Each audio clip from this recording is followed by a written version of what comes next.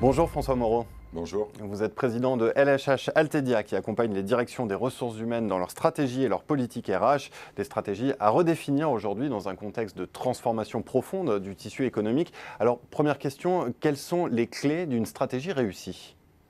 Je pense que le premier enjeu, c'est de renouer le dialogue social, qui est d'abord un thème d'actualité aujourd'hui, bien sûr, mais au-delà de ça, essayer de faire adhérer les partenaires sociaux à sa stratégie ou à l'évolution de cette stratégie.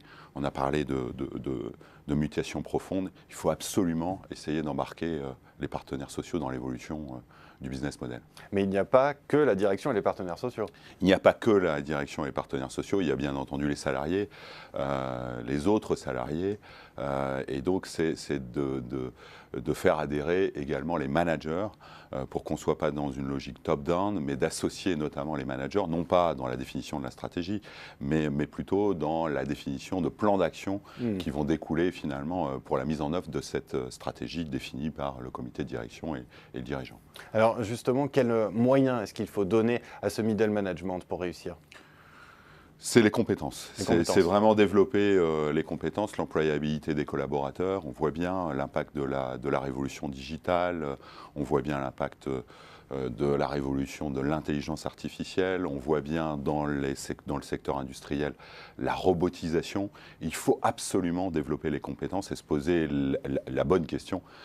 Quelles sont les compétences dont j'ai besoin demain et comment je peux accompagner les compétences que j'ai actuellement vers les compétences dont j'aurai besoin demain.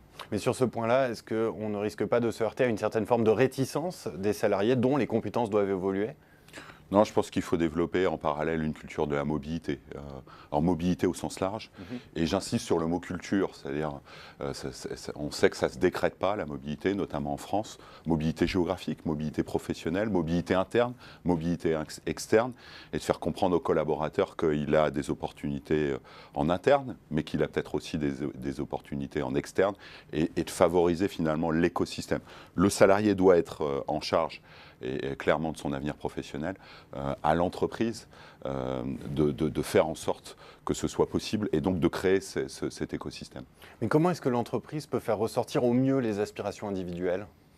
Alors, on utilise souvent ce terme de talent development. Concrètement, c'est de faire en sorte, c'est de développer la culture de l'assessment, donc de l'évaluation, à la fois en recrutement, mais surtout en développement de carrière, et puis d'accompagner le collaborateur, là encore, sur une forme de coaching pour ne pas le laisser seul par rapport à ses difficultés. Il se trouve qu'on fait partie d'un groupe américain, ou le Cœur, et on voit bien que la culture du coaching est beaucoup plus développée outre-Atlantique qu'en France ou qu'en Europe. Bien, merci beaucoup François Moreau pour cet éclairage sur les enjeux RH pour réussir cette transformation. Merci. Merci.